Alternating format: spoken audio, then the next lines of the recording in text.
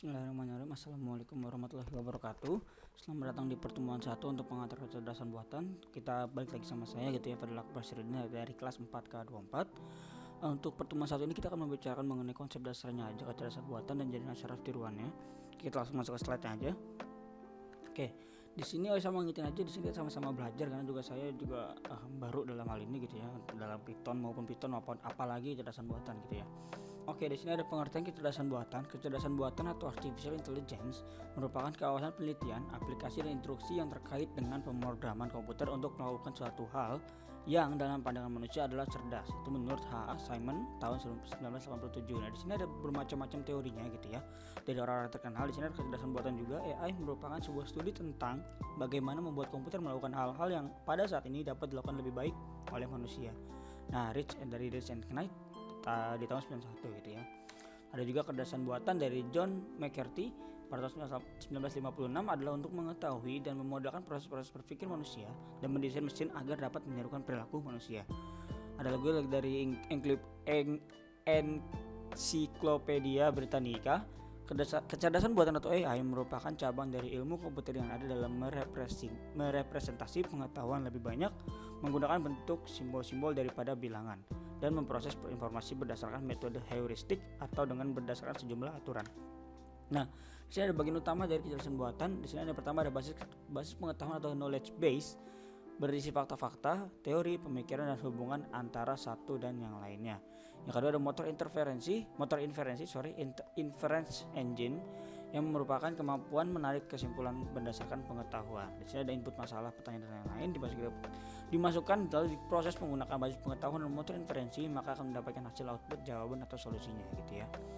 Nah, di sini ada perbedaan kecerdasan buatan dan program konvensional. Di sini ada fokus pemrosesan kecerdasan buatannya dengan program konvensionalnya. Ada bisa dibaca masing-masing. Kalau misalnya fokus pemrosesan konsep simbolik atau numerik pada bagian kecerdasan buatan. Untuk program konvensional data dan informasi, lalu pencarian pada kecerdasan buatan itu heuristik, dan program konvensional algoritma, lalu sifat inputnya bisa tidak lengkap, namun pada program konvensional harus lengkap. Lalu bagian keterangan pada AI disediakan, namun pada program konvensional biasanya tidak disediakan. Lalu ada struktur kontrol dipisahkan dari pengetahuan untuk AI. Lalu proses konvensional itu kontrol integrasi dengan informasi atau data. Terus ada sifat output dari AI ini kuantitatif, dan untuk program konvensional tidak kualitatif. Berarti kuantitatif ini kuantitasnya ya, tapi kalau misalnya kualitatif itu kualitasnya. Kuantitatif berarti dia berupa angka gitu ya. Kemampuan menalarnya AI-nya iya, tapi untuk program konvensional dia tidak mempunyai kemampuan menalarnya. Oke, selanjutnya ada 7 lingkup utama kecerdasan buatan. Yang pertama sistem pakar atau expert system. Di sini ada diagnosa penyakit THT gitu, apakah ada demam, sakit kepala dan lain-lain. Nah, kalau iya semua maka penyakit Anda adalah tonsilitis. Terus di sini ini AI paling gampang ya, kecerdasan buatan yang dari kita pelajari if else gitu ya. Ada demam maka kalau iya semua maka penyakit adalah tonsilitis. Ingin mengulangi lagi, ingin looping atau tidak. Yang kedua ada pengolahan bahasa alami atau natural language processing. Ini ada di Google Translate ya. Jadi dia secara alami dia mengolah bahasa, dirubah kira-kira apa yang dibutuhkan. Dan juga ada yang ketiga adalah pengenalan ucapan atau speech recognition. Ini ada OK Google atau Siri gitu ya, di mana dia mendeteksi dari amplitudo. Saya tahu amplitudo dari suara kita, makanya dia akan di AI di mana ya? Diprediksi kira-kira kita berbicara bahasa apa, artinya apa dengan huruf apa gitu ya. Terus ada yang keempat robotika dan sistem sensor yang ada pada contohnya Iron Man gitu ya. Lalu ada computer vision yang di matanya Iron Man gitu ya. Jadi ada computer visionnya, penglihatan komputer kayak gitu. Yang keenam ada intelligent computer aided instruction. Terus ada juga game playing, ini bot yang di AI yang kita temuin di game ya. Oke, di sini ada Dota 2 di mana bot itu bisa ngalahin profesional gitu ya. Oke, di sini ada metodologi kecerdasan buatan. Yang pertama ada sistem fuzzy atau mengakomodasi ketidakpatuhan dengan contohnya logika fuzzy atau fuzzy logic. Yang kedua ada jaringan syaraf menggunakan pembelajaran, contohnya jaringan syaraf tiruan atau artificial neural network. Yang ketiga probabilistic reasoning atau mengakomodasi ketidakpastian. Lalu yang keempat ada evolutionary computing atau optimasi. Contohnya algoritma genetika gitu ya. Nah, ada jaringan syaraf tiruan JST atau Artificial Neural Network atau ANN. Nah, suatu model matematik atau komputasi untuk mensimulasikan struktur dan fungsi dari jaringan-jaringan syaraf dalam otak, bersifatnya adaptif, mampu belajar dan non-linear. Jadi, artificial intelligence ini dia berusaha untuk mengikuti gimana sih cara pikirnya jaringan syaraf yang ada dalam otak manusia. Kita bisa lihat sini di kiri ini saraf pada manusia, yang kanannya ini saraf pada penggambaran mengenai saraf pada AI-nya itu sendiri gitu ya. Oke, di sini fungsi aktivasi di sini fungsinya tergantung fungsinya. Jadi jika fungsi sama dengan X maka garis seperti itu dan lain-lain gitu ya. Ini mungkin agak lama kalau kita ngomongin ini gitu ya. Ada kegunaan fungsi aktivasi. Yang pertama untuk mengambil keputusan biasanya digunakan heart limit atau binary step. Yang kedua untuk pengenalan pola atau jaringan back propagation biasanya digunakan sigmoid. Dan yang ketiga untuk prediksi atau aproksimasi linear biasanya digunakan linear atau identity. Secara proses learning di mana awalnya ada inisialisasi awal, lalu menghitung keluaran, lalu menghitung error, mengatur bobot dan pengulangan gitu ya. Jadi dia akan terus mengulang untuk belajar gimana caranya. Dia akan selalu upgrade gitu pengetahuan dia gitu ya. Saya arsitektur DST. Kalau udah sampai mungkin kita akan langsung masuk ke codingan aja. Jadi untuk aktivitas kalian, bentar kita masuk ke codingannya dulu. Oke, sini kita menggunakan Colab.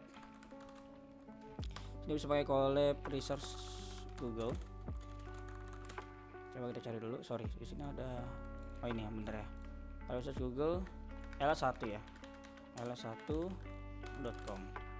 Oke, di sini jadi kalau ada snippetnya, sini ada new notebook. Kita bikin notebook baru. Di sini sebenarnya bahasa Python, jadi kalian bisa ngoding bahasa Python di sini juga. Nanti kalian tinggal ganti namanya di atas. Kita tunggu dulu. Nah, di sini ada muncul title.ipynb gitu ya. Jadi kalian tinggal ngoding Python bisa di sini. Nah, untuk mempersingkat waktu, kita langsung aja ke codingan yang udah saya buat. Oke, kita mulai dari atas. Nah, di sini kita akan membuat AI gitu ya. Ibaratnya ini kedesain buatan yang simpel lah, nggak usah susah banget. Mungkin emang kelihatannya susah gitu ya, karena saya pribadi juga pas pertama lihat wah ini apa gitu kan. Nah, sini ada import numpy snp atau untuk library list array-nya. Di sini kita import yang kita butuhin aja. Ada matplotlib, pyplot untuk visualisasi modelnya, lalu ada library untuk melatih modelnya, ada layer dari dense dengan dataset kita menggunakan mnis atau menis, lalu dengan model sama model, dan bersifat model itu sekuensial atau berurut gitu ya. Terus kita juga mengimport iter tools juga di sini. Nah, di sini kita berusaha ngeload yang namanya mnis ya. Kita datasetnya gitu ya. Ada extrain di tempat extrain ytran dan extest ytest. Lalu kita melakukan outputnya, kita panggil extrain 3-nya. Lalu akan keluar seperti ini. Di sini kita bisa lihat di sini ada angka-angka 0, 244, 251, tapi ini masih dalam bentuk matriks 3 dimensi gitu ya. Nah, sini selanjutnya di sini ini kalian bisa sambil ini activity kalian, jadi sambil kalian nonton bisa sambil di pause aja. Jadi kalian nanti bisa diikutin dulu codingannya segala macam. Lalu di sini selanjutnya kita akan merubah yang bagian atas ini menjadi 2 dimensi. Setelah kita lakukan codingan yang ini, kita akan panggil lagi, maka hasil resepnya perubahan dari dimensi 3 ke dimensi 2 menjadi seperti ini. Nah, sini ada 0, 51, 159 dan lain-lain gitu ya. Nah, selanjutnya di sini juga kita akan ngerubah lagi. Kita normalisasi kecerahannya dari 0 sampai 255. Kita bisa lihat sini nilai dari 0 sampai 255 doang ya, enggak ada yang lebih dari 255. Nah, terus ini menjadi 0 sampai 1. Kenapa dirubah ke 0 sampai 1? Untuk memperkecil.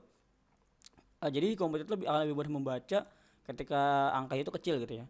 Extrain ytran-nya kita panggil lagi, maka akan jadi kecil nilainya gitu ya. 0,9, 0,3, 0,7 dan lain-lain. Nah, lanjut.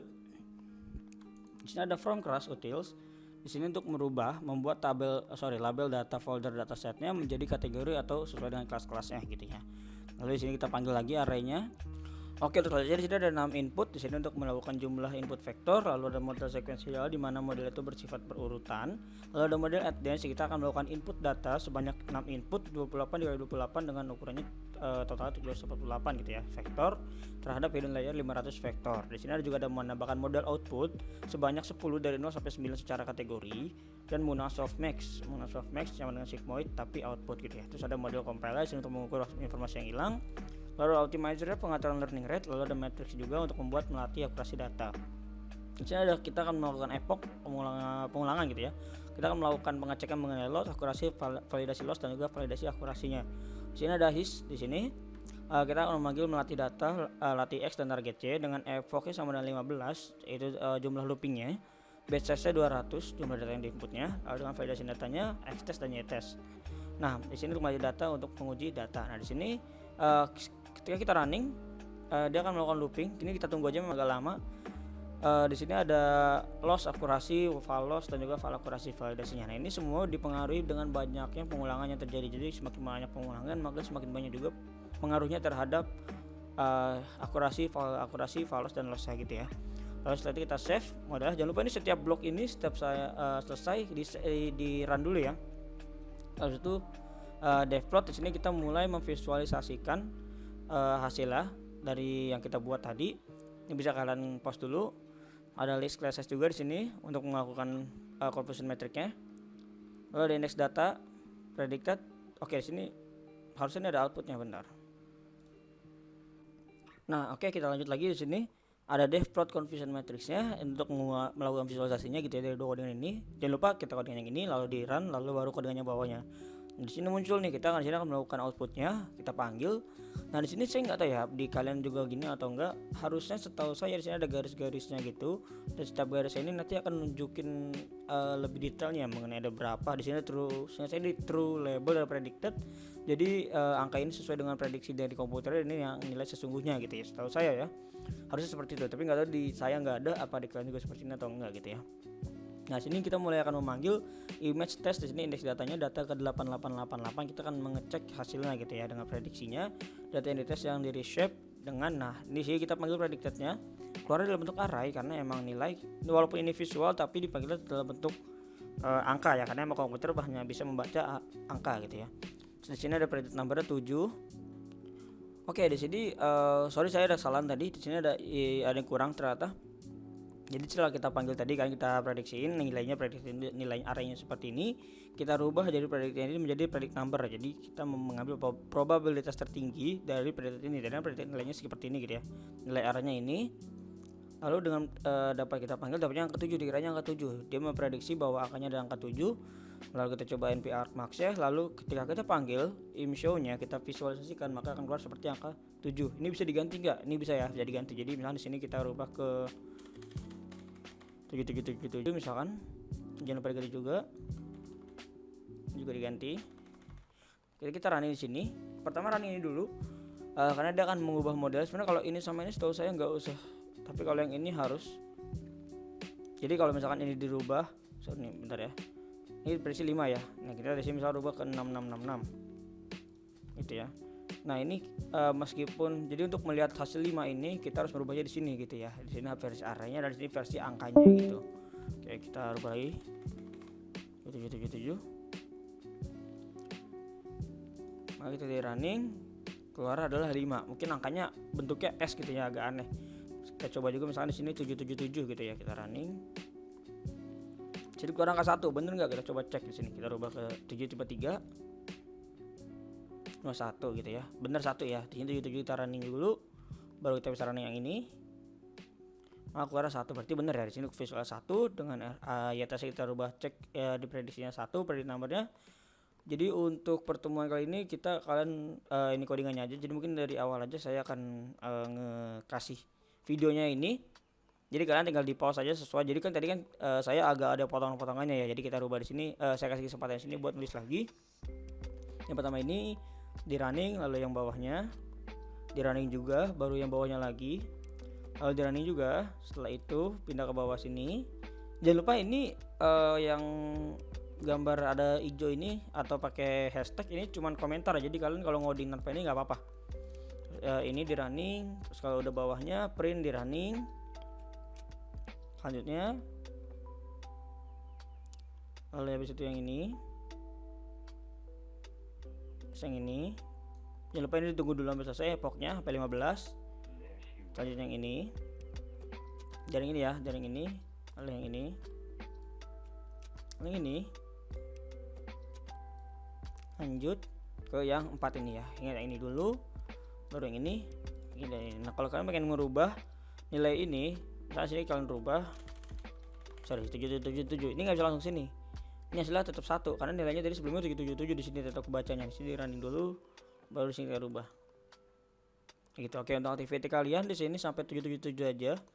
Bacanya 777, maka outputnya harusnya angka 5 gitu ya. Oke, terima kasih untuk pertemuan kali ini, ya, sampai situ aja. Nanti masuk Google Meet-nya kalau ada yang error-error bisa tanya aja. Kurang lebihnya mohon maaf. Wassalamualaikum warahmatullahi wabarakatuh.